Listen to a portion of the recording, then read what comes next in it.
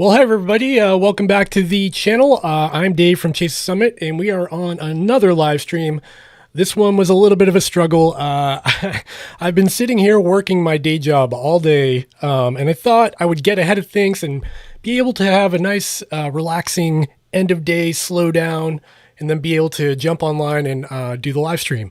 It didn't work out that way. I was working right up until like 2 seconds ago. I was doing stuff on the computer. I've been like trapped in this room all day, but I had this on the calendar, so I didn't want to, leave y'all hanging. Looks like we got some people already watching, so welcome. If you are watching, make sure to tell me where you're from in the chat. I'll bring you up on screen.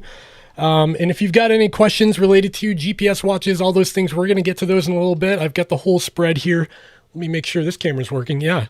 So we've got the whole plethora of watches, and we'll be talking about those. We'll be speculating about, what's coming, what's around the corner, because there might be something, the holidays are coming. So there's that. And yeah, so before we do that, I've got a few things to cover. If you're new here, this is kind of a fitness tech channel. I review a lot of things in that realm. I also talk about some other stuff like my adventures in ultra running, and sometimes I review camera gear because I'm a nerd and I like cameras.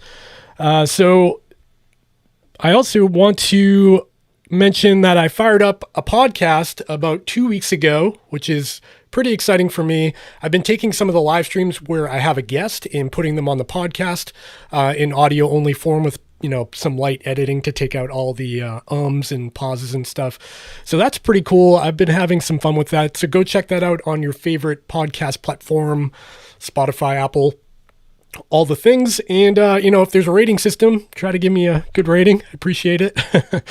Yeah, I've also got some stickers available. I mentioned this in all the live streams, Chase the Summit stickers. They're a couple of bucks. They help support the channel in a huge way.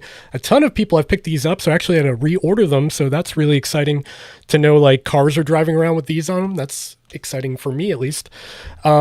And yeah, so it helps support the channel. And if you want to find another way to help support the channel, you could also become a member of the channel by clicking the join button down below, and you basically contribute a couple of bucks a month to help me do this crazy thing I'm doing here. By the way, I just realized it's Friday the 13th, so I'm doing a live stream on probably the worst day possible. Something's going to go wrong. My camera's going to break. Something's going to overheat. My kid's going to run in. Who knows? Be prepared for something exciting during the stream because I'm certainly on edge. Okay, so I've got a couple of topics today. I've got my notes all set up. I'm trying to be organized today. I don't want to have too much dead space. Oh yeah, I also wanted to ask who would be interested in a hat. I previously had Chase the Summit hats. I sold out of them, which is a good sign. But now that I have a new logo, I've been thinking about getting new hats. I thought that'd be kind of cool. Yeah, so let me know what you think about that in the chat or the comments. I'd appreciate some feedback on that. Okay, so before we get to all of the Q&A stuff, I want to talk about 2021 goals. I don't know who noticed, but on my community page, I put up a link where you could actually go and record your voice in like a voicemail, and it would send it to me. And I thought that was really cool, like a different way of engagement. Like, you can do the chat thing or you can do this. And, a few people did it. So thank you for the members that did shoot me a voicemail. I wanted to play through those before we get to the Q&A because I thought they were pretty cool and, try to highlight what these people are going after for 2021. If you didn't see that post, so what I was looking for was basically like your fitness goals leading into 2021, whether it be a race, whether it be a 5K, or maybe you're just getting more steps in or getting off the couch, whatever it may be that, this next year is going to be, because next year it's supposed to be a good year, right? I mean, this year has been basically the worst. So it's all uphill from here, right? I know my wife and I are really looking forward to 2021 and ending this year and putting it behind us. So if you are too, that's what this is all about. I want to know what you're looking forward to, what your goals are for 2021. With that said, let's play a couple of them. First off, we've got Miguel. I know this guy, he's in the chat a lot. I don't know if he's here tonight. I don't see his name yet. I'll get to the chat very soon. So Miguel or Solera is his username on on YouTube. Let's play through his. Hey Dave, this is Miguel, Solera 2008-Miguel. This is actually a really cool idea. So anyway, answering your question, what is my goal for 2021? Well, I would like to run my first Ultra. So All right, congratulations, Miguel. I'm not going to play through the whole thing because I want to share it between the few that I got. Miguel is looking to run his first Ultra. He's had some race experience in the past, but he wants to get to that longer distance, and I hope you get there, man. That's really exciting stuff. Thank you for sending me the voicemail. That really means a lot to me. Next up, we've got Lee Davies. Hi, I'm Lee, and I'm from Vet Iran. I have a YouTube so cool. channel also. From Iran. My goal for 2021 is the Dragon's Back race, essentially a mountain race, the world's toughest mountain race, from Conwy Castle in North Wales to Cardiff Castle. Wow, that is awesome. That sounds like a doozy of a race. Thank you for the submission. I really appreciate that. And finally, we've got Peter I'm going to butcher that name, Odendahl. Hi, Dave. This is Peter from South Africa. I would say my so cool. 2021 fitness goals are to actually get to run an ultra, starting with a 50K. I'm super keen to start training for such an event. And further, I want to do a mountain bike trail. I wouldn't say race, but maybe just a trail of 100 kilometers. Wow, that's awesome. I hope you all get after it and you achieve your goals in 2021. And thank you for submitting those voicemails. I thought that would be a lot of fun to share some of your experience. You know, people hear my voice all the time on this channel, and now you're hearing other people's voices. I'm going to try to think of some other ideas that we can do with this kind of format, like maybe related to fitness tech or, you know, maybe features you want to see in a certain kind of device. Who knows? So keep an eye out on the community tab for that, and make sure you hit the subscribe button so you don't miss updates on there, because if you're not subscribed, no one ever checks community tab. That's just real talk here. Okay, now let's go through the chat. Who do we got? We've got Sylvania. Wow, that's cool. Welcome. We've got Montreal, Canada. We've got Ryan Clayton from Indiana. I think everyone knows that by now. Ryan, thanks for joining. Chris Parker from North Andover. Tark, hey man, welcome. We've got Kingfield, Maine. Awesome, another local. Hey from the Netherlands. Welcome. Thanks so much for watching. Josie, hi. Thanks for joining. We've got Chicago. I just bought a Polar Vantage V2 and the Genie. We'll assume that's the Fenix 6 Pro. We'll decide what to keep. We'll come back to that question in 1 second. We're just going to jump through where the people are from. We've got Fitchburg, Mass. Cool, another local. Yes for the hat, Canada. Yeah, I could probably ship to Canada. We'll talk about it when I get them in stock. And Kiefer Occasion says, I'm here for the meatloaf. We've got, Seth Acton in the house. Hey, man, we actually ran a race together. We ran a 50 miler up in New Hampshire. We spent a lot of time in the woods together. So thanks for joining, man. Your YouTube channel looks like it's doing well too. So congratulations on that. Okay, now we're going to talk about fitness tech. That's why you're all here, right? I just blabbed way too much for what you guys actually came for. Everyone wants to talk about what watch to buy. I've got all these things on the table. I've got some on my wrist here. I think I have them all. You know what? I want to make sure I have them all. Hang on. Yeah, I think I actually have like a cardboard box I keep these all in. I know that's real high-tech storage, you know? Okay, so let's jump through some of the questions we already have, and then we'll go from there. First up, we've got, I just bought the Polar Vantage V2 and the Fenix 6S Pro. I will decide what to keep. Thoughts? Fenix 6 is on sale. I just noticed that actually right before the stream that on Garmin's official website, they had marked down the Fenix 6S to $550, which that's a really good price for that watch. And it makes me wonder, I mean, I know there's Black Friday sales and stuff, but with all these, with the price drop on the 945, this is down to $500 now, and the Fenix getting price slashed left and right. I wonder if they've got something up their sleeve, but we'll talk about that a little bit later on in the stream. Deciding between the 6S and the V2, that's a tougher call. It depends on what you're looking for in terms of features. If you value wellness tracking, sleep tracking, that stuff, you like having the training tools on board. Like the Polar Vantage V2 has the Recovery Pro, Training Load Pro, and then they have like suggested workouts and all that.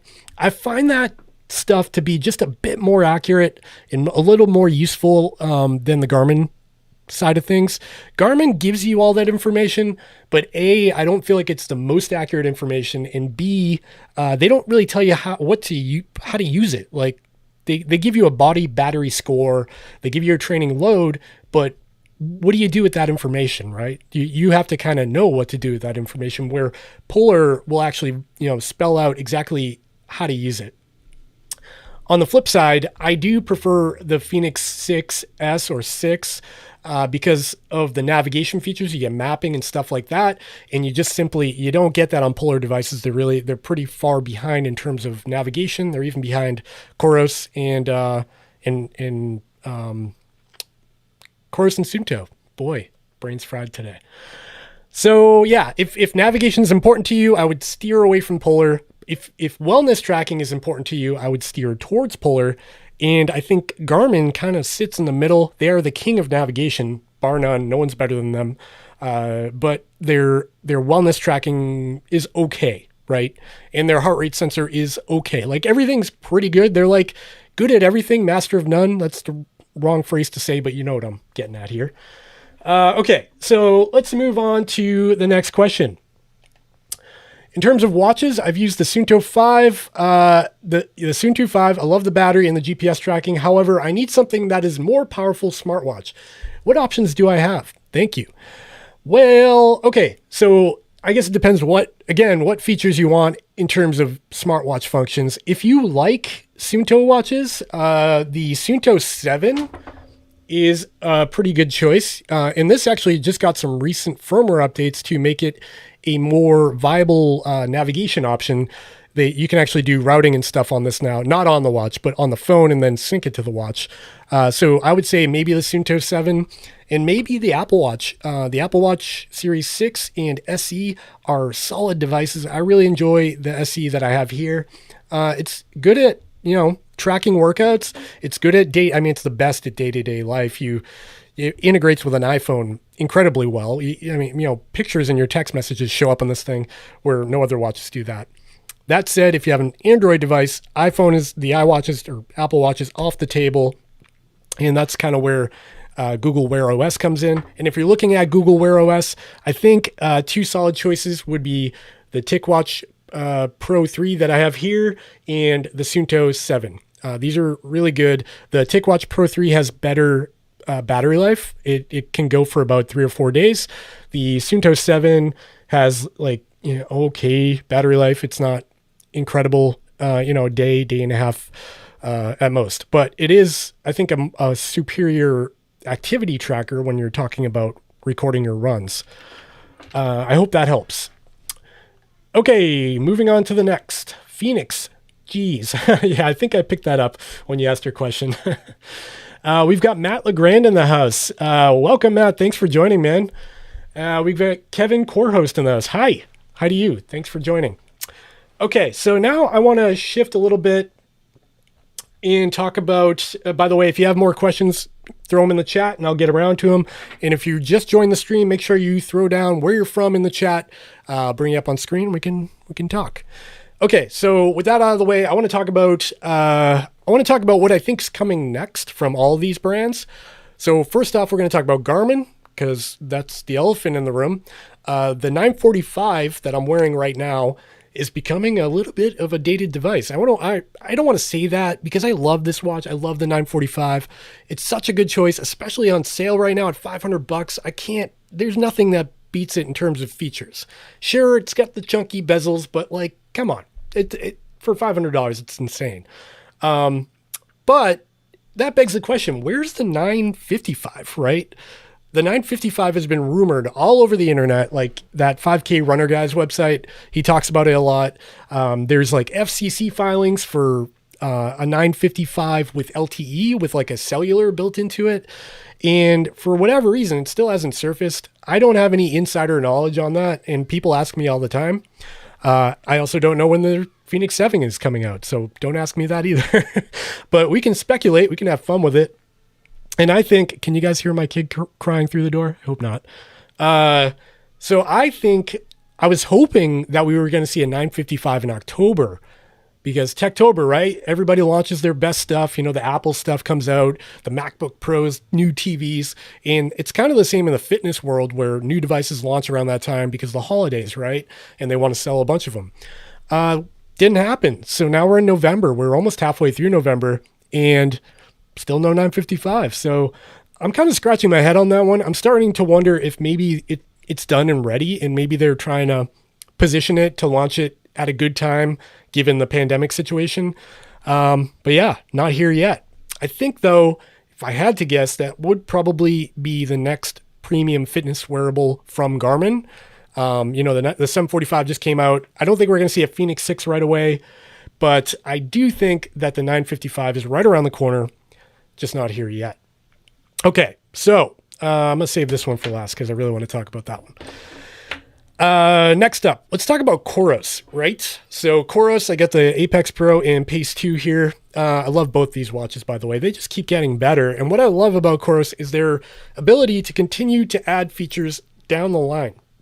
Like they added features to the original Pace that came out like 3 years ago, and they just added wrist-based power to it. How cool is that? So if you've got an old watch, they just keep rolling out new stuff to it. Now, Garmin will do that, but only for a couple of years. And once they release the new version, like if the 955 comes out, I'll stop getting features on my 945. I already know that. I've come to terms with that. Not to say you won't get firmware updates, but you won't get new features. So if something breaks, they'll fix it. They just won't add anything new. So from Coros, I think the next thing we'll see from them is going to be the Coros Apex 2. Not the Apex Pro, but the Apex 2. Oh man, you can't even see my face this whole time. I'm still going overhead. Okay. So I think we're going to see the Apex 2. And if that happens, you know, I don't know what will happen to the Apex 1. They'll probably continue to support it and add features to it. But the Apex 2, you know, what's weird about it is I don't know what features they could make because they put the features on all the watches and they really just vary the hardware a little bit. I don't know what features they could make specific. Like, here's something new. You should buy this one because it's new over the last generation because they're like backporting all their features to the older stuff. So there's less of a difference, you know? Like even if you buy an Apex or a Vertex, they're $300 apart, but they almost have the identical same features. You lose a little bit with the Pace 2 for a budget price, but yeah. So I think the Apex 2 is coming. That would be my guess, the next thing from them. Now, the elephant in the room. This one's a big one. Suunto. What's going on with Suunto these days? I've got the 9 Barrow and 7 here, and I like these watches a lot, but man, the 9 Barrow, that's an old watch now. That's actually old. This is, 2.5, 3 years. And the Suunto 7, I mean, it's new, but it's huge, and, you know, it's not for everybody. So what I think Suunto, if they're listening, you know, they want my advice. If they're listening, I think maybe they should really capitalize on Google Wear OS and put it in a smaller option, in a bigger, like make a Suunto 9 or 10 with Google Wear OS, with incredible battery life, with all the navigation features of the 9 in a smartwatch form factor with an OLED screen, because they'd be the first to do it. Make it $600 or whatever if they have to. But like really pack everything they possibly can into this next generation because they're starting to fall behind. And it's not to say these are bad devices. They're awesome, but other companies are really, they're just pushing that line forward, and Suunto is just kind of, you know, creeping behind. So I think it would be cool if they just went all in on Google Wear OS and they just put it in like a really high-end premium Suunto 10 with all the bells and whistles, you know, throw in freaking solar or whatever if you want to, like really make it stand out as a premium, as their flagship device. And then maybe roll out a real cheap one too, like a $200 one with Google Wear OS and limited features, but at a budget price point that a lot of people could afford. Then you've got the options there. and hopefully they sell, because I'm not sure what's going on with them, but they haven't released anything in a while. The 7's cool, but it's not for everybody because of the limited battery life. You can't navigate on the watch itself. It's just not like a outdoor fitness watch. It's more of a smartwatch. Sorry, got distracted there. Okay, we've got quite a few viewers in the house. Cool. Let's jump through the chat, and then we'll talk about, who did I miss? Oh, Polar. Yeah, let's talk about Polar, and we can speculate about Apple too, but not much to speculate about there. Okay.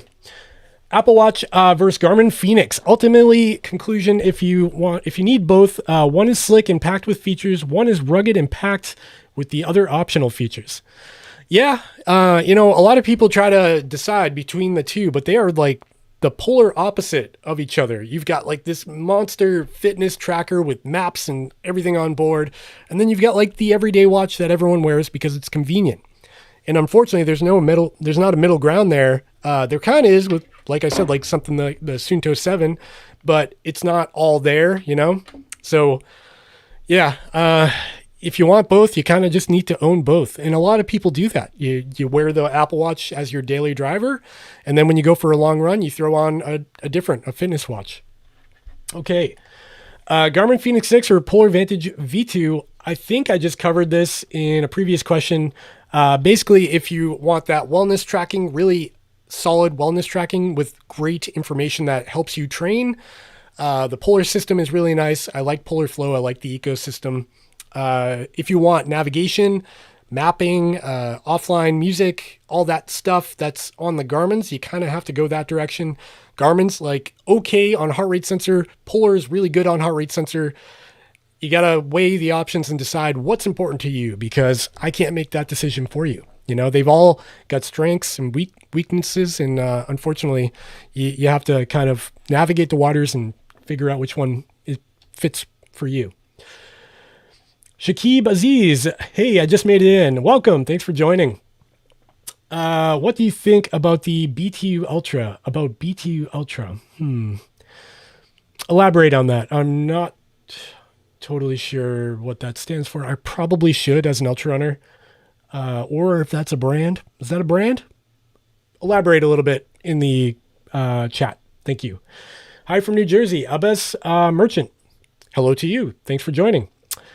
I ended up getting Apple Watch, but I feel like I will be getting a Garmin as soon as the borders open, and I will need a rugged watch for travels and hiking. Yeah, I think we're going to start seeing that a lot more in the Garmin's. I mean, it happened on the 745. So the 745 got the nice thin bezels. It's off right now because the battery died. I tried. Let's see if we can bring it back to life. No, of course not. I should probably charge these things before I do live streams. I try to leave them off, but it doesn't always work. Yeah, so they've already thinned the bezels out on the 745. So they're capable of doing it on the other watches. I think it's just a matter of time before that happens. But yeah, the 955, fingers crossed that it gets the display from the Fenix 6 and they like just blow it up into the same body, because that would be cool with me. Maybe they could ditch the little accent lines on the side, because I don't really like those either. Okay. Patrizio. Wow, that's a cool name. Patrizio, Airbus 320, Italian, living in Estonia, by the way. Cool. Welcome.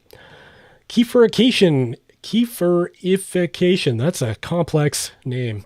Yeah, I'm waiting to buy that thing. I wish I remember what I was talking about, but thanks. Oh man, Kafuzi went live too. I almost went live at the same time as him.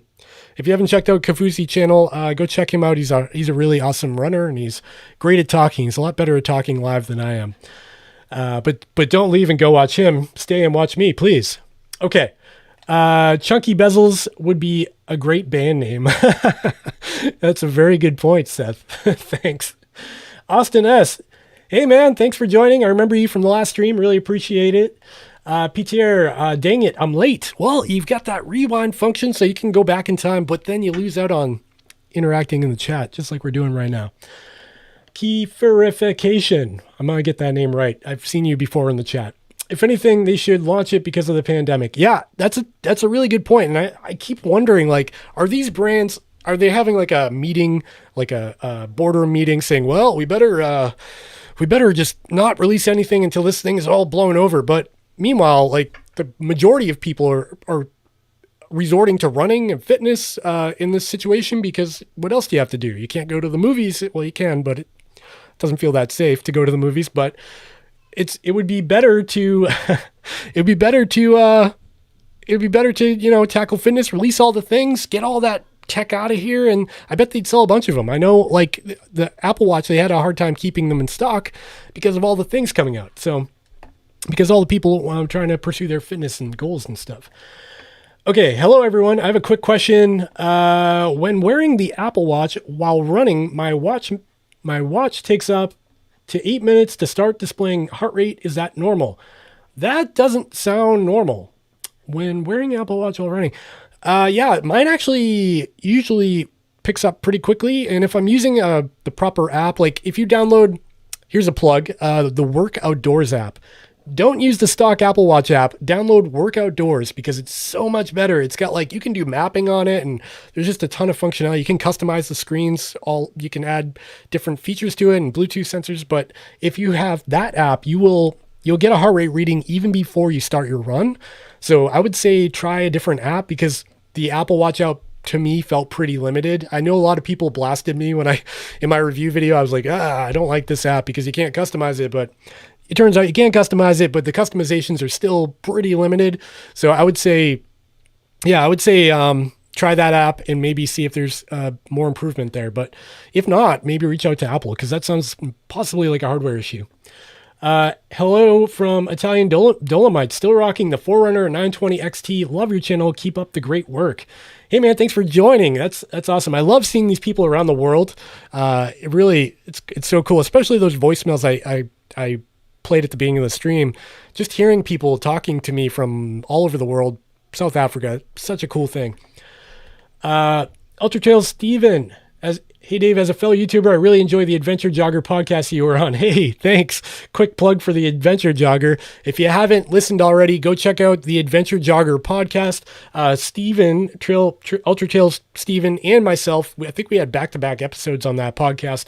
And Ryan Pleckelman, I think I'm pronouncing his name right. He's the host, and man, that was so much fun. He is so like bubbly and talkative that he just like draws a lot of conversation. So definitely go check out that podcast. That was a lot of fun. And quick plug for my own podcast. I also started one, so go check that out too. Any news on the new Garmin stuff? I actually already covered that, but we'll talk about it quickly again. I think we'll see, I was hoping to see a 955 in October. It didn't come. Now we're in November, and I think they're going to run out of time. So if they were going to release something before the holidays, I feel like it would happen now. But I haven't heard anything from Garmin. They talked to me a little bit, but they haven't given me any information that would imply that something's right around the corner. And obviously I wouldn't be able to share it with you, and I just wouldn't highlight your question. But so I don't know. Kieferification, I pronounce it wrong every time because your name's so complex. The 955, that is heavily rumored, like crazy heavily rumored, to the point where there's almost specs out there. But, rumors are rumors, so hopefully it's coming. Kafuzi, I thought he was streaming. If he's streaming and in the live chat at the same time, that's some real skill, because I can't even chew gum and walk at the same time. And this guy's live streaming and chatting at the same time. Pretty awesome. I think Co's live stream was right before yours. You guys timed it pretty well. I was able to flip back and forth for a second. No problem. Oh, awesome. I didn't even know that. I typically jump in on his live streams to when I'm like on the treadmill or something, and it didn't happen today. I decided to do my own. So it worked out well. We should actually plan these, all of the YouTubers get a schedule going. We can make like a, remember the TV guide back in the day, in the paper book, and you had to highlight what you wanted to watch that day? Who knows? How can I use a weighted vest for running? That's a great question. I was actually listening to a podcast the other day. I'm sure you've all heard the Trail Runner Nation podcast. Quick plug for them. There's podcasts all over the place on this live stream. So they talked a lot about how instead of cross-training, you can cross-train. If you're a hardcore runner, You can cross train. That's very healthy. I wish I did more. That's very healthy and it's highly recommended. But they talked a lot about how if you cross train too much, you can actually limit. I mean, we've got this finite amount of time to train, right? So if you cross train too much, you're taking away time that potentially could be towards running. So a good middle ground there is to do something less intense, like less impactive sport. So hiking with a weighted vest or doing like stair climbs with a weighted vest came up in the conversation. And it got me thinking personally about how I could do that myself and maybe start peppering some weighted vest workouts in. I don't actually own a weighted vest. I think I might pick one up. Maybe I'll Amazon one, or maybe I'll just try it with dumbbells for the first couple of tries. But it was an interesting conversation about how to cross train for running with specific workouts that will help your running, because cycling, while it will improve your cardio load or your VO2 max and all of that, it doesn't particularly help out your joints and your mechanics and your efficiency. So finding other ways to improve that, like a weighted vest, is a good way. I'm not a coach, obviously, and I barely struggle. I'm injured right now, so don't listen to what the hell I'm saying. But that a lot of people, a lot of pros talk about how there's a huge benefit there. So it's worth looking into. Okay, so tell us how you got started with YouTube. Sure. So I started way back, like 5 years ago. I had a written blog called Chase the Summit. And the premise behind Chase the Summit was basically I wanted a way to share my adventures in hiking. I did a lot of hiking at the time. I went up to the White Mountains in New Hampshire or, local hills here in Massachusetts. And I loved getting into the mountains up on, higher elevation, relatively speaking, here in the Northeast. And eventually that led into ice climbing and other sports. And so I was posting a lot more adventures on that blog, written blog, just typing, no voice or anything or video. And after a while, some brands reached out and asked if I wanted to review their gear. I think I got a couple of watches early on, and I posted written reviews about those. And then over time, I signed up for my first Ultra, my first Ultra, first 100-mile Ultra, rather. So the Vermont 100. And I decided I'm going to break down all of my personal barriers. I'm a pretty introverted guy. I actually don't even like seeing my face on the little monitor in front of me. And I hate watching my own videos back. But I thought, hey, I'm not getting any younger. I might as well do something to kind of make myself uncomfortable because I was too comfortable in where I was. So I put myself in front of a camera. And if you dig back far enough in my videos, you'll find those Vermont 100 videos. And they're so bad. Like the lighting's bad. My talking is so slow and uncomfortable. Oh, don't dig back and watch those, please. It's not good. So after time after time, I started to kind of optimize the video. I got a nicer camera. I learned about lighting and audio and stuff. And I have a little bit of a background in photography, so I kind of knew how to make a blurry background and have good sounding audio. And that's kind of where it went. After a while, more brands started reaching out to me. I started, reaching out to them. If I was interested in something, I would show my interest. And as you gain subscribers and as you gain views, more importantly, views, a lot of people think it's all to do with subscribers, but it's actually views. So brands can see your views. If they do a little research, there's some websites I can break it down for them. So even if you only have 10 subscribers, but you're getting 5 million views a month, brands will start calling you and you'll start getting emails. So if you make good content, if it does well, things go well for you. And fortunately for me, surprisingly for me, it started picking up and snowballing pretty quick. So I didn't really start posting until it was actually 1 year ago. I think it was in January. I think it was 1 year ago. Yeah. So almost exactly 1 year ago, I had like 10 subscribers. So 1 year later, I'm at 18,000 something. So if you're in the chat, make sure you hit that subscribe button down below because I really want to see that 20,000 mark. That's going to be mind blowing for me. I can't even wrap my head around that. So hit the subscribe button down below to try to help me out with that little goal of mine. So that's how I got into it. And, now I try to stick to a niche in this fitness tech realm. I try to branch out a little bit with like vlogging and stuff. So you guys kind of get my personality a little bit more. So maybe my reviews are a little bit more relatable. And, you know, who I am is who I am. If this is me in real life. When I'm talking to the camera, it's just like if you were sitting in front of me. So that's where I came from. That's the long story. Sorry for elaborating a little too much there.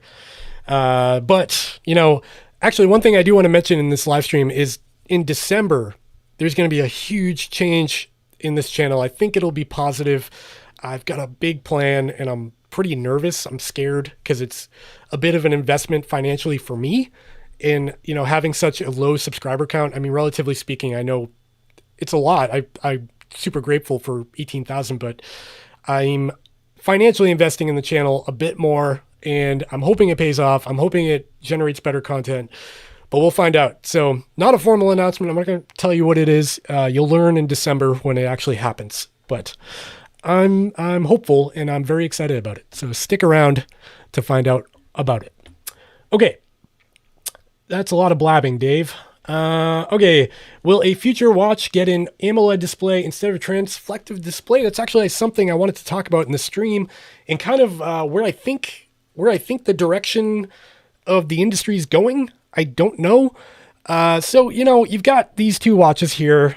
We've got the Suunto 7 TicWatch. Actually, we've got three here on the table with an OLED display. And this is, yeah, so these all, the screens on these are all pretty much equal. They're beautiful. The only one working right now is this one because of the batteries. But you take my advice that they all look basically the same. The Apple's is very bright and so is the Suunto 7. But they're such a pleasure to look at, even when running, because they're so crisp. They've got such great contrast, and you can read text messages so easily on these.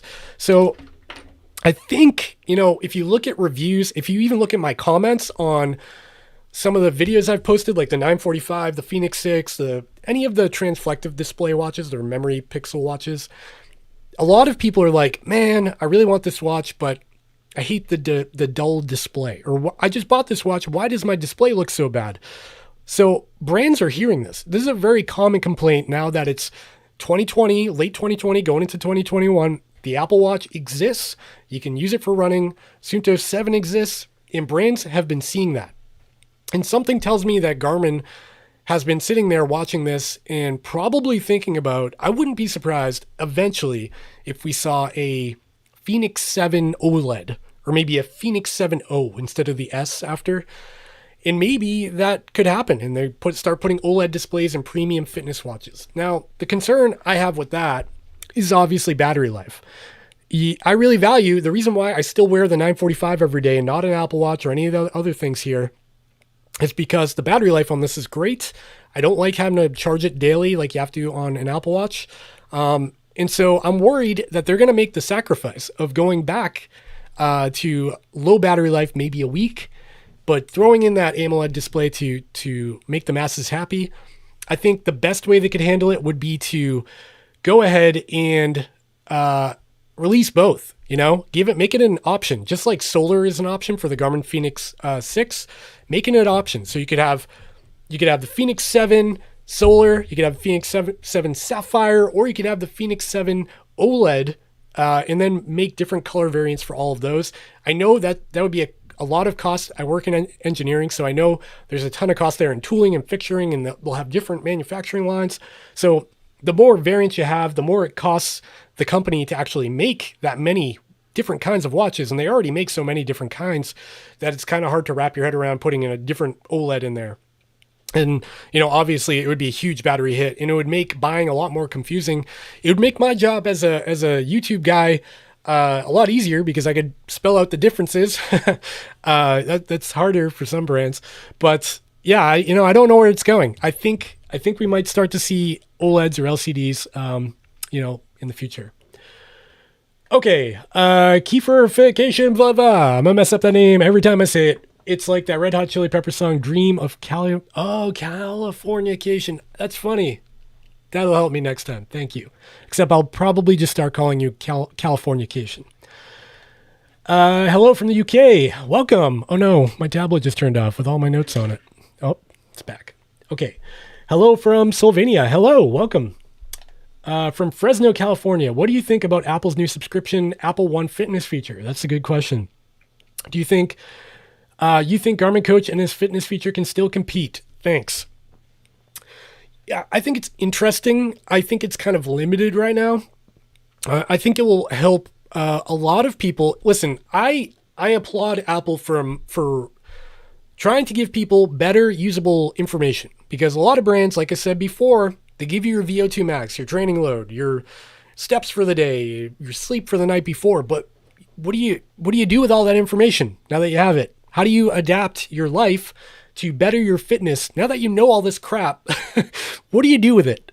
And a lot of these companies forget that piece, and that's almost the more important piece. It would actually be more valuable if the company ignored all that stuff, didn't tell you VO2 max, didn't even tell you how much you slept the night before, and just gave you a one-page text form layout of what to do to improve your fitness. Hey man, get better sleep, eat a little bit better today, lower calories, take in more water. Your fitness has been lowering. Maybe you're overtraining. All those things are way more important than the numbers. The numbers mean nothing if you don't know how to implement those into your training. So I think Apple's approach here is definitely on the right track. They're trying to give you usable information. Sure, it costs money, but I think they're on the right track. And I think for people who don't know how to train, it's going to be a valuable thing. It's also good for CrossFit or cross training.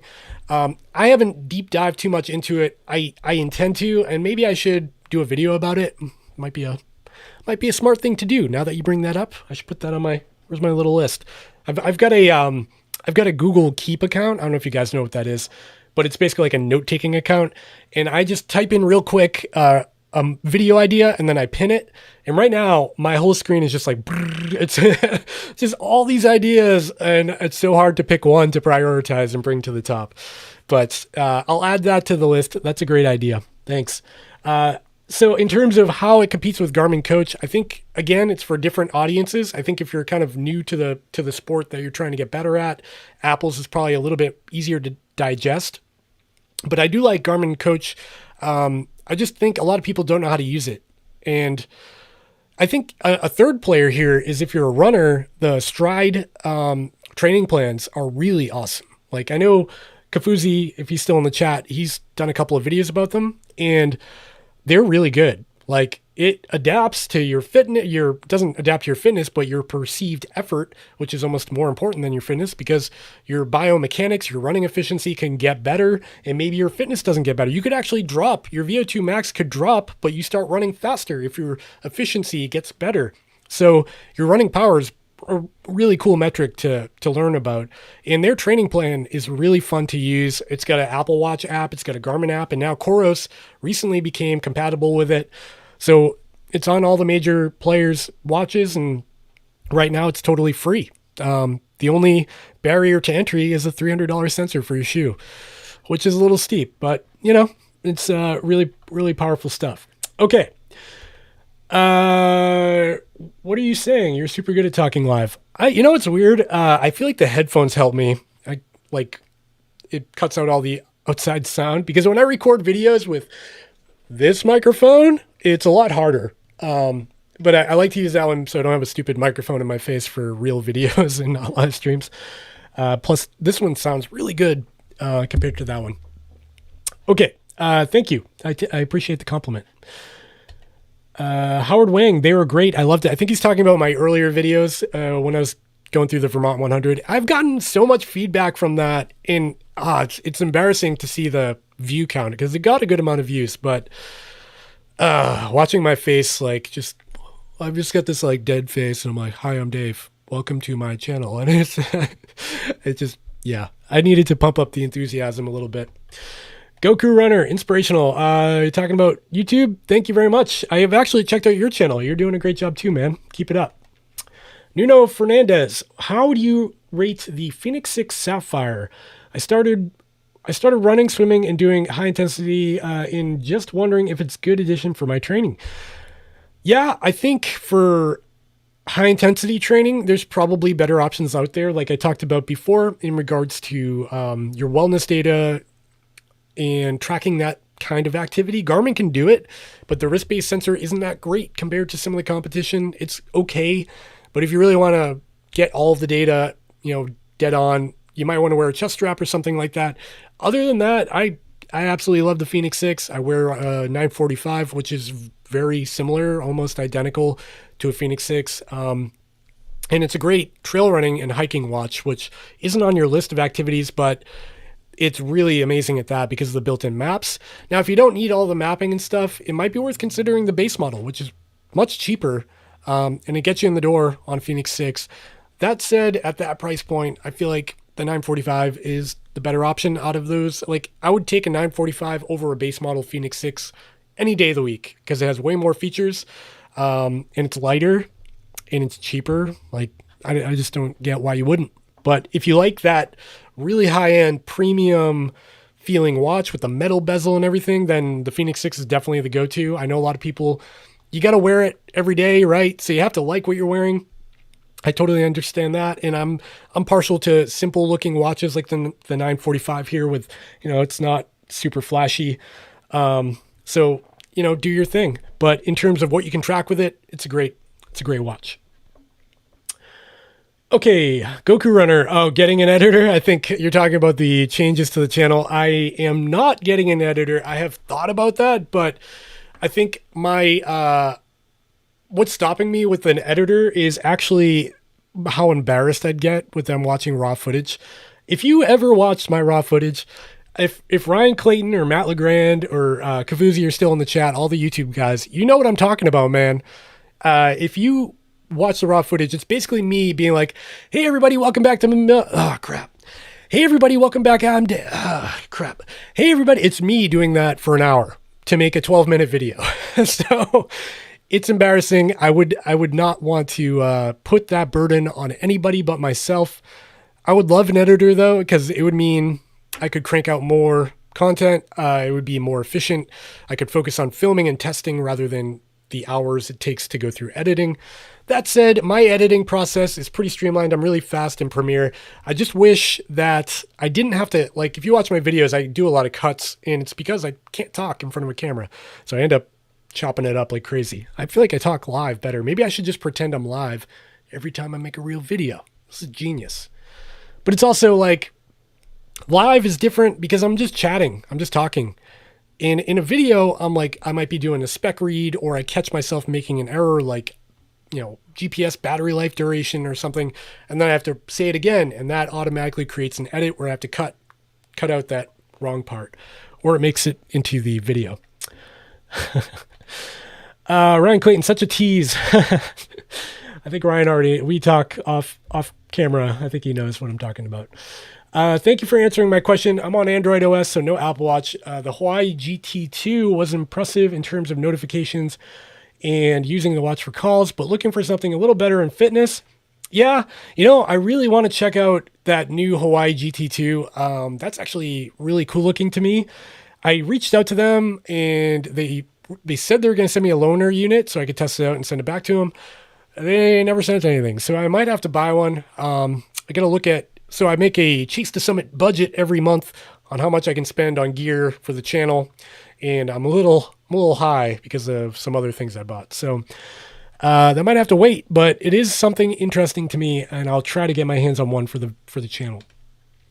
GoPro Runner. I think what Garmin needs is a watch with 5G capabilities. A lot of people stick with Apple so they can still stay in contact with for emergencies. Yeah, totally. I don't think we'll see 5G, and the reason why is because it's actually a higher power consumption than 4G or 3G. I think what they will do is actually go with something like LTE or 3G, because that's actually a lower power consumption, and they can package the antenna a little bit easier, I think. I know the innards of watches a little too much, but if they did that, it would give you more battery life. It would still give you the ability to take calls, and you would be able to potentially send and receive text messages. Where that would get a little tricky is if Garmin wants to roll in something like music streaming services, like, Apple Music or something like that, or YouTube Music. I don't know if they'll do that. I feel like that's a huge undertaking in itself. And if they can keep offline music like Spotify and stuff, that's pretty good. It's pretty easy to use. So if they can couple the offline music with LTE and maximize battery life, but still give you the ability to run without your phone for emergencies, that's kind of a win-win. I think I would go for it if the battery life was good. And I hope they can keep the battery life bar going up while also putting in LTE or some ability to make phone calls. And I think they could do it as long as it's like an optional switch. Like, I'm going to make a call, so turn on the antenna, and not like the antenna is always on. Oh God, I'm getting a phone call, and all of the watches on the table are buzzing because I forgot to turn off my Bluetooth. Bluetooth off. Okay. It was just junk call. Don't worry. Okay. Hi, how tight to use your watches? A good rule of thumb for how tight to wear your watch. Here, let's do the overhead for some real intense watch tightening. So a good rule of thumb is if you can fit a finger under it, one finger comfortably, it might be too loose. I like to wear mine like this during the day, but if I go for a run, I actually tighten it up a couple of notches. So it's really, really tight. I can't get a finger under there. It's not uncomfortably tight. I wouldn't want to wear it like this all day, but for a run, that's typically what I do. For those who don't know, if you don't wear your watch tight, my wife is an offender of this. She wears her Fenix 5S, kind of loose. It doesn't get a good heart rate read, but it's only if you care about it. If you don't care about the heart rate read, then don't bother. Next, Kiefer. Interesting. Your name changed to Kiefer from Kieferification. Did you do that, or did my software somehow streamline your name? Dumpling Plays. Hi. Welcome. Thanks for joining. Brian Emerson, what section of the mid-state should I come down and pre-run to get a taste of the terrain? That's a good question. I would say you've got it nailed. Watatic, I pronounce it wrong every time. Watatic to Crow Hill would be a ton of fun, and it's some of the harder terrain on the race. Now, something to keep in mind, though, is the race tends to wander off the mid-state trail in some areas if they can't get a permit for a certain area, if there's a limitation. This happened especially with the pandemic going on. They rerouted a couple of times. So you do need to watch out for that. So if you pre-run sections to get familiar with them, don't think that's what it's going to be on race day. I also could suggest if you can drive far enough, it's really down there. Douglas State Park is awesome. I really wasn't expecting it to be so fun. And that was at mile 80 to 100 of the race. It gets pretty gnarly in there, and there's not a lot of elevation gain. It's a lot of up and downs, but a lot of rock hopping and a little bit of hills, and the trails are really, really beautiful down there. So if you can make it down to Douglas, check that out. And I would say, even though it's not on the Mid-State Trail, check out the Waypack Trail or the Wapak Trail, just north of the Mid-State Trail, because the terrain there is super rugged. It'll definitely get you in shape for the Mid-State race. And I'll see you there. I'm signed up. I'll talk about that a little later when I talk about some of the 2021 goals I personally have. I was supposed to do that at the beginning of this stream after I took everybody's voicemails. I was going to talk about my goals. Didn't do that. We'll talk about it at the end of the stream. How about that? When you guys stop talking in the chat, then I'll talk about my goals. Brian Emerson, don't kid yourself. The raw footage from Season Pros is embarrassing too. Oh, good. I'm glad to hear that. I guess what I need to do then in order to have an editor, sorry, I'm touching the mic. Don't touch the mic. What I need to do in order to get a editor is just get more comfortable with letting other people look at my stupid face for several hours on end. I'll work on that. And maybe when the finances get right, I'll get an editor. But yeah, I know like Rainmaker, I had him on the channel a few weeks ago, DC Rainmaker, you all know him. We've chatted a lot since then through email and stuff, and that guy doesn't even have an editor, and he puts out a ton of content. So if he can do it, I can do it by myself, I think. And that's probably the more financial, that's probably better for my finances. I don't even know what an editor costs. How much does it cost? If anybody out there wants to edit my videos, shoot me an email. My contact info is on my YouTube channel. Training for my first Ultra. the Moab 55K. Have done several IM races, intermediate races, so love grinding. I love your videos on watches and running packs are great. Looking for advice on what to take along on training versus races.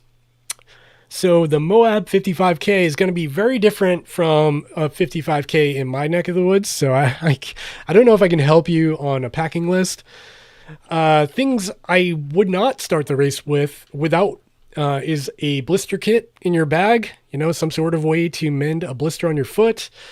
Probably a change of socks, maybe an extra pair of shoes. Those are kind of the obvious things. And of course, first aid, emergency blanket, things like that. Depending on the race, some of those things are required.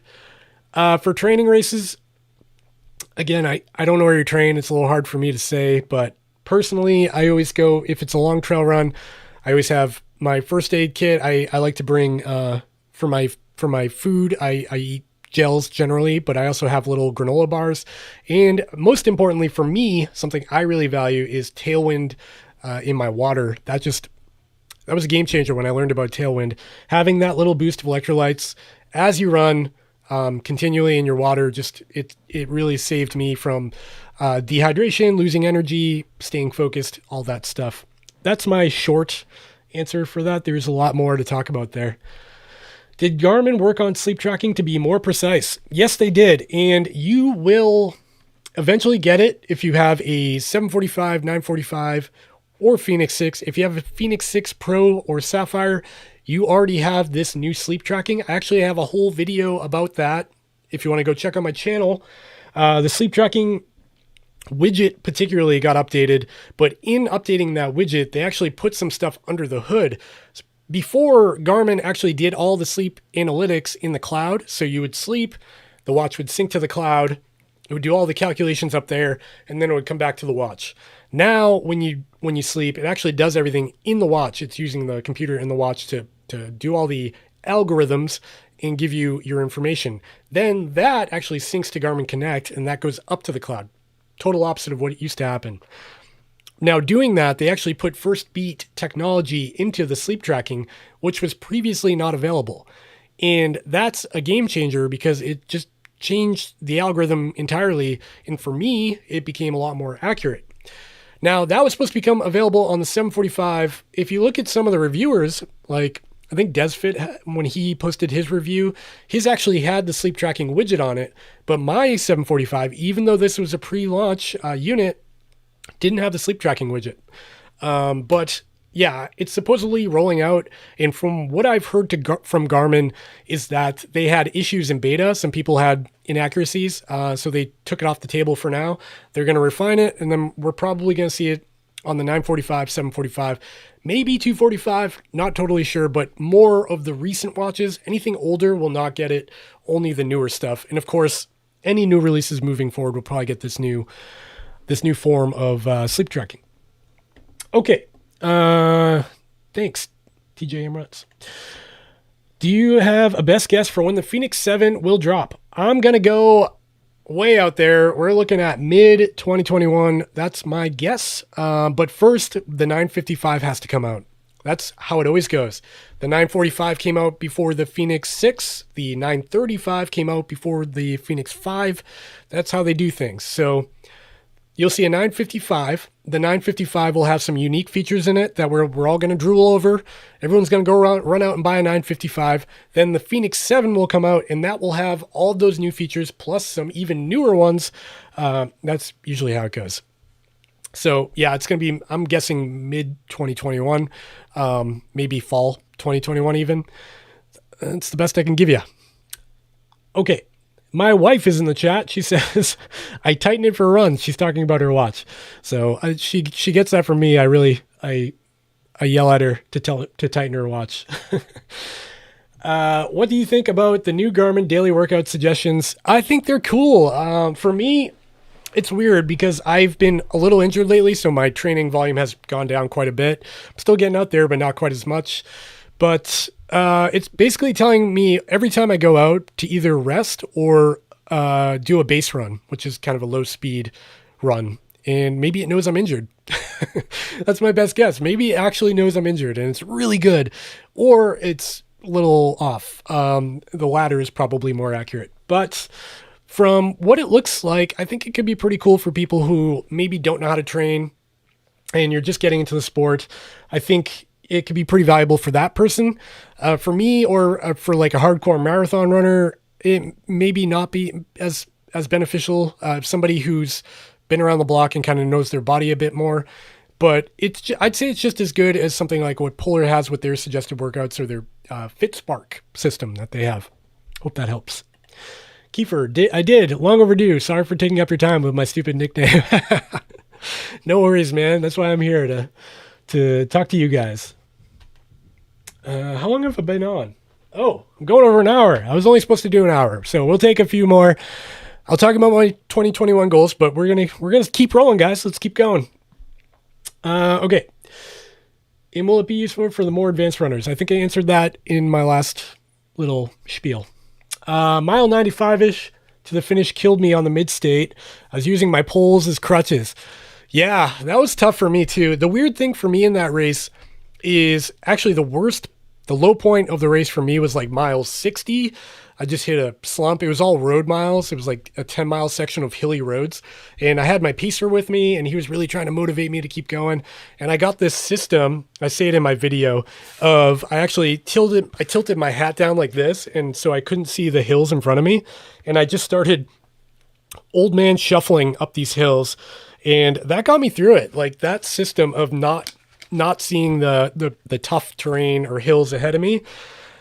It worked. It sounds dumb, but I started to get out of that funk. Eventually I started cracking faster miles. And by the end, actually, I finished pretty strong. I mean, I was at a really low point at mile 60. And then I picked up my wife as a pacer for the last 12 miles.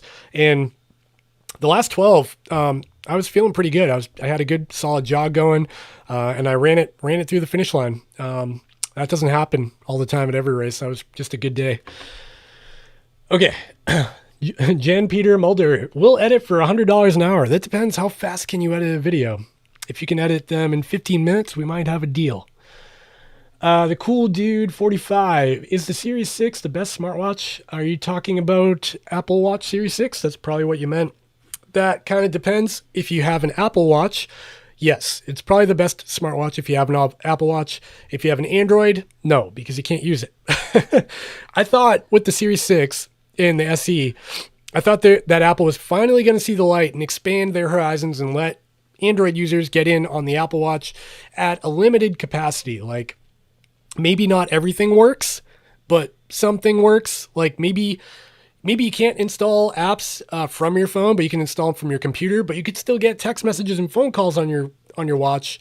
They didn't do any of that. So I'm kind of surprised because I feel like they would sell a lot more of them. I don't think it would hurt their phone sales at all because you're going to buy whichever phone you want. I don't think a watch is driving you which way. I just don't get it. Brian Emerson, great channel. Keep it up. Thanks, man. I really appreciate that. Fabian M, currently looking for my first watch. Did you try the Fenix S Pro? I'm undecided between that one and the 945. Not a fan of the big bezels. Would like the map functions for bouldering routes. So I have held and worn a 6S. I don't have one on the table here, but it is similarly sized to the 745 that I have here. Here's a comparison.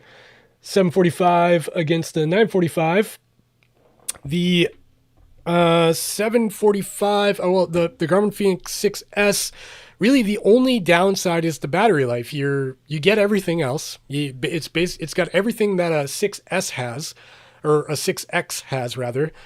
It's just smaller and has smaller battery life because it's smaller. So if you don't partake in activities that are 30, 40 hours long, then it'll probably be fine for you.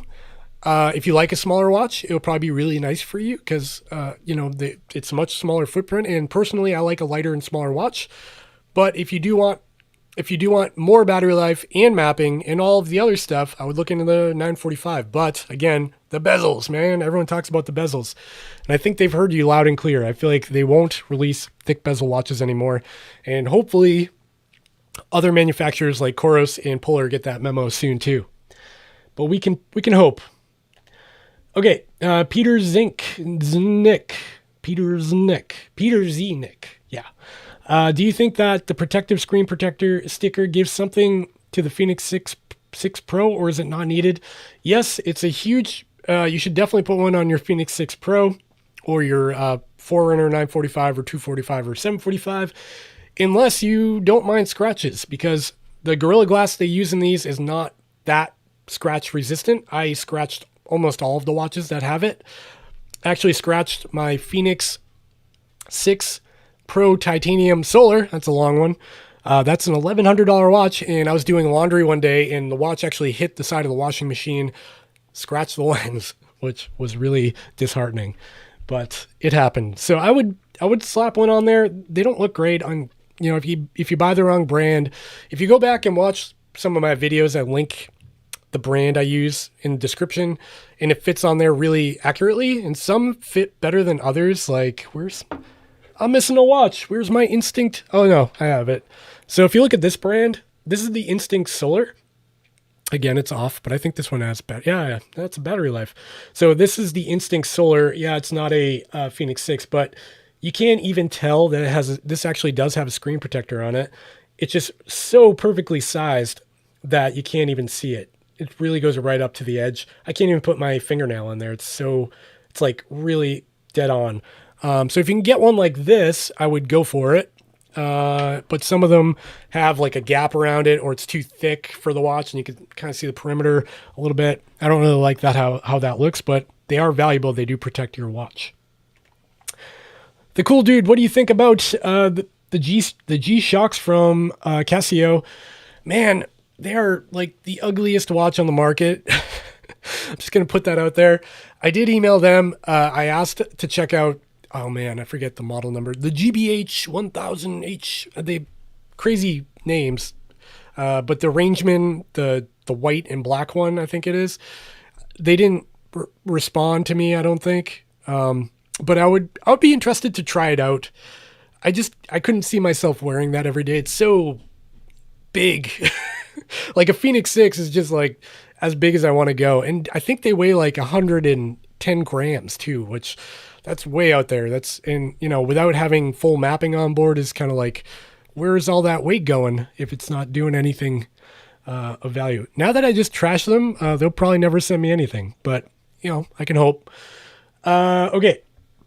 I just ordered a Chorus Apex. Any suggestions to make the best of it?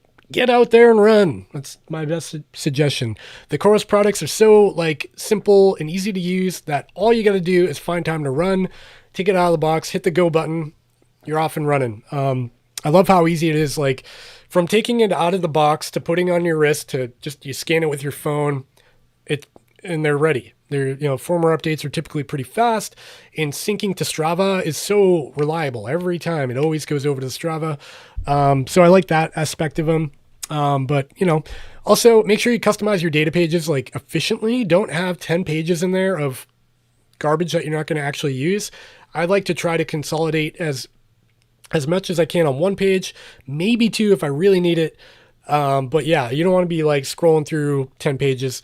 Make sure you go in and customize all your data fields ahead of time, because it's not something you want to do in the middle of your run when you're like, what's my cadence? Crap, I didn't set that up. Okay. I'm trying to increase my distance for my long runs, but I'm struggling with nausea afterwards, often delayed like 30 minutes. Yeah. So I've had issues with that. Even my wife has had issues with that. I would say maybe try a salt pill or some form of electrolytes when you finish your run. Even if you don't feel dehydrated or like you're bonking while you're running, you could be, some part of your nervous system or even your gut might be feeling that. So you might need some nutrients. It might even be vitamin B or magnesium or something like that. But I would try some electrolytes and see if that helps. Tailwind, like I said earlier, is one of my favorites. Just sprinkle it in your water. You can do like a half a pouch or a full pouch. And it tends to help me with digestive problems. It's really gentle. It doesn't have flavoring or anything crazy, so you don't get sick of it. So yeah, I would toy with that. Other than that, maybe try toying with your diet. What are you eating before you run? Are you having a large meal right before you run? Because that can lead to stomach issues down the road. I like to actually run basically on an empty stomach. In the morning, I'll have, a very light meal way ahead of when I plan to run, a couple hours ahead of time. And sometimes I can help. Again, not a coach, so take my advice for what it's worth. I'm not a pro. I just talk on YouTube and try to pretend I'm a pro. Okay. Enkidu, thanks for taking the time. I appreciate it. You're welcome. Thanks for joining. Hi, Dave. I'm from Malaysia. The Power Manager mode will be included on the 955. Yeah, I don't think so. I really don't think so, because the way Garmin structures their ecosystem, they're very firm in the silos that products live in. So you've got the outdoor market, which is the Fenix 6 and the Instinct. And then you've got the runner market, and that's all the Forerunner models. Then you've got like wellness, and that's the Vivo Active in the Venue. And everything else is kind of a mishmash of that, or maybe that's all of their products. So even for me, when I talk to their press people, like their media relations people, if I want to talk about the Fenix 6, I have to contact a particular guy. If I want to talk to someone about the Forerunner, I have to talk to a woman in the Forerunner realm, and they don't cross talk. Like they're very independent. So I think they're going to try to keep the Power Manager feature on outdoor only watches. That's my hunch. So you'll probably see it moving forward on the Instinct line and on the Fenix 6 line and any other outdoor watches that they come out with. And then you're not going to see it on the Forerunner line. I was actually surprised when they put maps on the Forerunner line, because again, I thought that was a outdoor only feature, but I think a lot of runners found value in it and they changed their tune a little bit. So they added the maps, although they didn't add the map themes like the Fenix 6 has. Again, very specific to their outdoor market. So I think that's going to be one of the differentiators moving forward. They will keep Power Manager on only outdoor watches, which is unfortunate because I really like that function. That function is really powerful, and I love how when you change your screen brightness or you toggle certain things, it just shows in real time how much more battery life you're getting because of that setting you've just changed. That's really awesome stuff. Otherwise, like, you can still get that. You can get all of that out of a Forerunner 945, but you got to do it, kind of, well, if I turn my background light down, I think I'll get an hour. And if I turn off Bluetooth, that might give me a couple hours. You kind of have to guess, whereas the Fenix just tells you, here's 5 hours of battery life because you did this. But yeah, don't think we'll see it on 955. I would wear a dinner plate on my wrist if I could get fitness data, a fitness watch with an AMOLED display that would last 40 hours. That's a good point, and I think that's where Suunto is going to come in and save the day, because these watches are freaking massive.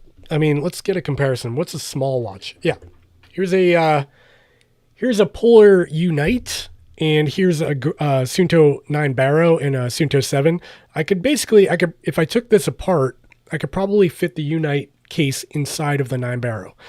They're very large, and because of that, I think they have the opportunity to do something like a, really long battery life AMOLED watch with a huge battery. Downside to that is, of course, charge time. You got to think about that. The bigger your battery is, the longer it takes to charge. And if you charge something like a Coros Pace, it only takes a few minutes. Whereas you charge something like the Fenix 6 or the 945 takes a little bit longer. Something to consider. But I think Suunto could be the first to do it, or Apple, because they're known to like change the game and shake things up. They could potentially make an Apple Watch and come out with some new battery saving tech that could put an Apple Watch in the market for an ultra runner. Who knows? In GPS mode. I think I picked up what you were saying. Hi from Greece. What do you think about the Fenix 5 for $220? Would that be a good deal for a novice runner like me, or is it still relevant, and will it be supported for years to come? Okay, so for $220, you've got a lot of options. If you really love the build quality, that premium metal construction, then yeah, it's probably worth the money. It's still a great watch, don't get me wrong. But for $200, for $199, you get something like the Coros Pace 2 here, and the Coros Pace 2 has 30-hour GPS on battery life, can last about 2 or 3 weeks in standby mode, super light, has all of the running power. It's got the advanced analytics like that right on the wrist. So, with the existence of this, it's hard to recommend a Fenix 5 that's missing a lot of those features, but the Fenix 5 does have better navigation than something like this. So you got to weigh the options. The other thing to consider is the Fenix 5 Plus. My wife just bought one last month for $350. So if you hold out for like Black Friday, you might see the 5 Plus drop down even below $300. And in that, then you get music, mapping, you get all those things. So it might be worth holding out for that. But if you really like the 5, there's absolutely nothing wrong with it. Garmin will continue to support it. They will give out firmware updates to keep it on Garmin Connect, but they will not add features to it. They're not going to put anything new on it. They'll just keep it functional. And you'll see that in a lot. If you go to the Garmin website and look up the firmware page, you'll see like all these incremental updates, but nothing is new. They're just fixing problems. Like if a new iPhone comes out and it doesn't connect to that phone for whatever reason, they'll issue a firmware update to correct that. So you can comfortably think that it'll continue to work for the foreseeable future, but you won't get anything new. Hope that helps. How about reviewing the Apple Watch with third-party apps? Work Outdoors, Stride, Polar Beat, H10. Yeah, it's a great idea. I actually wanted to do a video about the Work Outdoors app because I did like that one a lot. And I'll put it on my list. Something to consider. From Mexico. Awesome. Welcome. Which watch do you use every day? I need a sip of water before I answer that. Uh-oh. Can you still hear me? What is going on? Can you guys hear that? Let me turn the audio off. I think my keyboard just stopped working and made that Windows sound. Okay, the watch for everyday wear is the Garmin 945 right now. I say right now because I've got this in front of me. I also just got this the other day. I originally had where is it? So these are two Polar Vantage V2s. The Polar Vantage V2 that Polar originally sent me actually died, of all things. I probably shouldn't even be talking about it. But yeah, so I went out for a run last week. I was going to do a comparison between the Polar Vantage V2 and the Grit X, and I had both on each wrist. And I looked down, and the Polar Vantage V2 actually, the screen glitched out, and it was like static for a second, and then turned off. And I did a firmware update right before the run. So I contacted Polar, my media press contact, and he was like, "Oh, sorry about that. That's a pre-production unit. It actually does say not for resale. It's a beta unit on the back." I don't know if you can see that, but little word says not for resale. This is a beta unit. So I can't blame them for it. I don't think it's a widespread problem, but it did prevent me from doing that video last week. So fortunately, Polar sent me a brand new Polar Vantage V2 that I've been meaning to do that exact same video with. And I kind of like the color of this one better. This is like army green with a black bezel. I kind of want to put a black band on this, but yeah, so this is a full production unit. They actually sent the box and everything, whereas the first one only came in the first Polar Vantage V2 literally came in a Ziploc bag in a cardboard box. But, I appreciate that they send it early because it gives me more time to test it before I can have a video on launch day. And that's a big deal to me. Okay, so the question, I just went off on a tangent. The question was, what's your everyday watch? Right now, it's the Garmin 945. But again, it swaps out so rapidly, it's hard to say it's my everyday watch because if something new comes in or I have a video idea, I'll stop wearing this and I'll wear something else for a week to do get all the data and not just put it on for a run. So right now, I think what I reach for most often is the 945, mainly because it's like everything good about the Fenix 6 in a smaller, lighter package. And weight has become kind of a big deal for me. So I like a light watch. I don't like to have a big chunky boy on my wrist when I'm running. Okay. Best from Poland, Fenix 5 Plus is still a great watch. I'm using it for more than a year. Yeah, I really enjoyed my time with the Fenix 5 Plus. I had the titanium one, and the only problem I had with it was that its battery life. It wasn't that great in terms of battery life. It was a little bit limited. I ran a 50-mile race up in the mountains.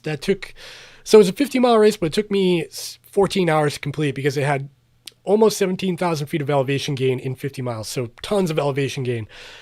My watch died and I had to do the charger trick. So I had my Fenix 5 Plus actually strapped to the chest strap of my running vest, and I had it, hooked over to a belt, to a battery bank in my pack.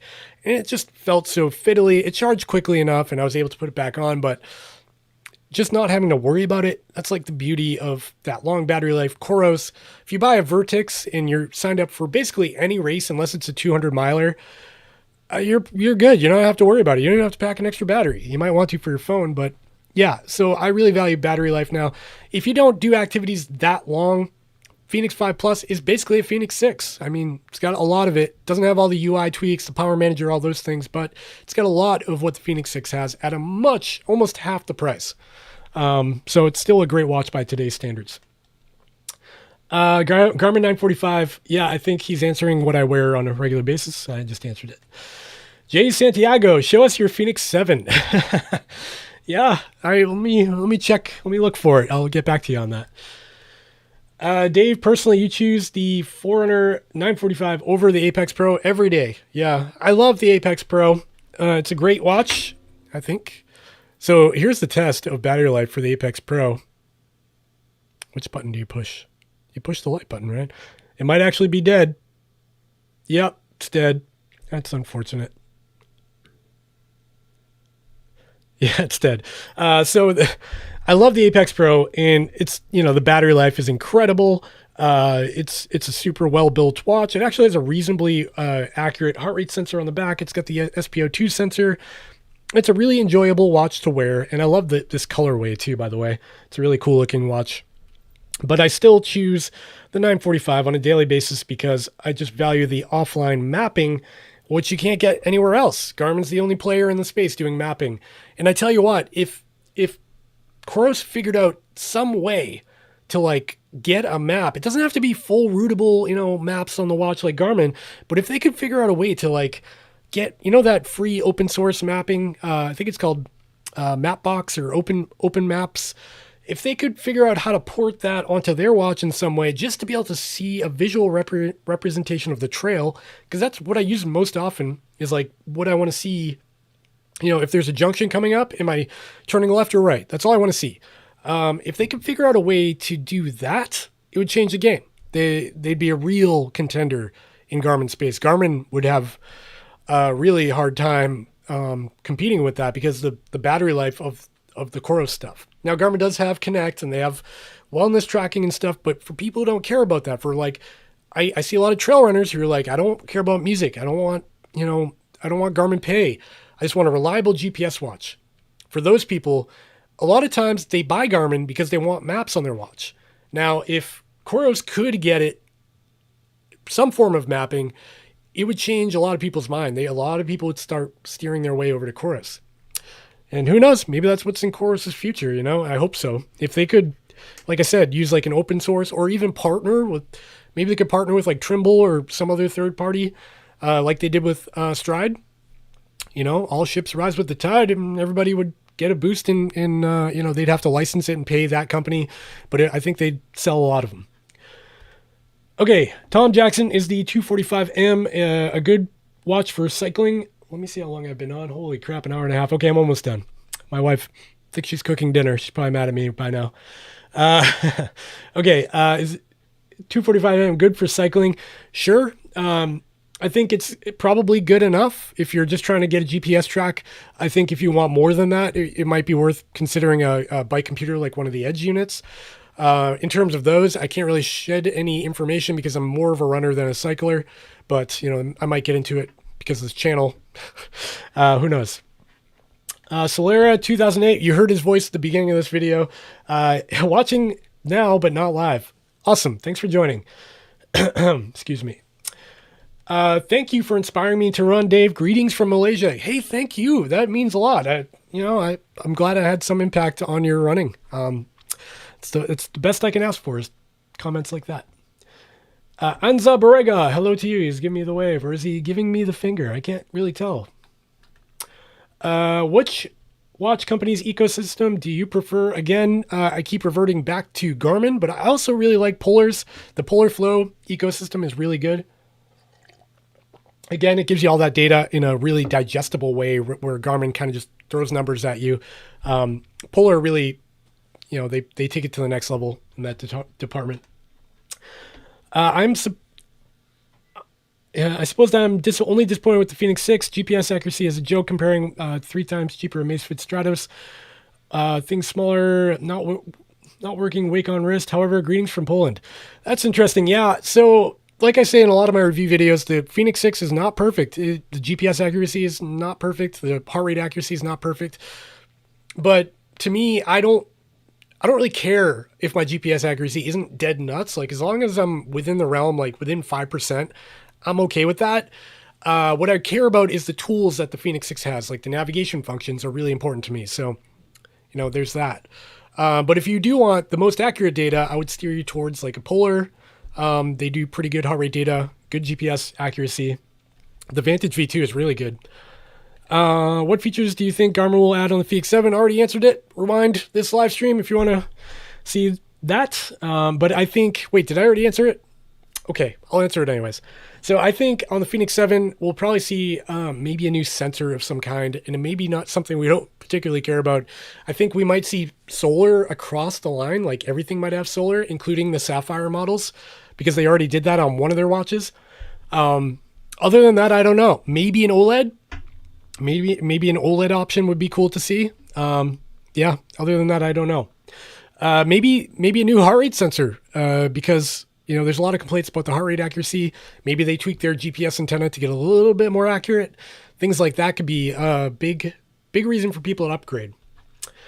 Is the Pace 2 good for road running? Yes, it's amazing for road running. If that's all you do, you could save a lot of money and just go with the Pace 2. Really good watch. 745 is lighter than the 945. I like the 745. Go check out my full-length video comparing the 745 versus 945. The problem I have with the 745 is battery life. 16 hours in GPS on is not enough for me. Even if you're not running an Ultra, you could easily run 16 hours in a couple of weeks, in a week. And that can really crush your battery life, and you're going to be recharging all the time. In my testing, I was charging the 745 every few days if I was running a lot. If I wasn't, it can go, a little over a week, but something to consider. And right now, they're the same price. The 745 costs the same amount as the 945 right now. So to me, it's a no-brainer, but a lot of people like the smaller form factor and thinner bezels, and they go for the 745. Sometimes the best trail runs are emerge from being lost. Yeah, it's totally true, but being able to get back to your car is also really nice. What do you think between Suunto and Garmin? I think I answered that earlier when I talked about Suunto and Garmin. Suunto is a little behind the times right now. I'm hoping to see a big release from them. Hope they do something big and like wows everybody and they really become a contender in the space again. But right now I feel like they're starting to fall behind a little bit. The 7's cool, but it's really not for everybody. Okay, that's an hour and a half. I gotta stop talking. My jaw hurts. Okay, I'm gonna wrap it up with. I'm just gonna wrap it up, I think. Yeah. Anyways, I want to thank everybody for joining again. If you want to help support the channel, you can pick up a Chase the Summit sticker in the link in the description of this video. They cost a couple of dollars. They support the channel, and we've got. Oh yeah, I gotta give a shout out, guys. Hang on. Where is it? Oh man, I'm gonna try to talk and do this at the same time. But if you also want to support the channel in another way, let's see if we got any new members. Right now, we have a total of 5 members. So I want to shout out all 5 of you in real time right now. We've got Abdur Rahim, Corey S, Konstantinios Kolakota, I can't pronounce it, but thank you so much. It sounds like a Greek name. Christian Havadam and Bryce Henley. Thank all of you so much for becoming a member. It helps support the channel. It really brings a lot of these videos to reality to help me buy gear, whether it be a watch or camera accessory, any of that stuff.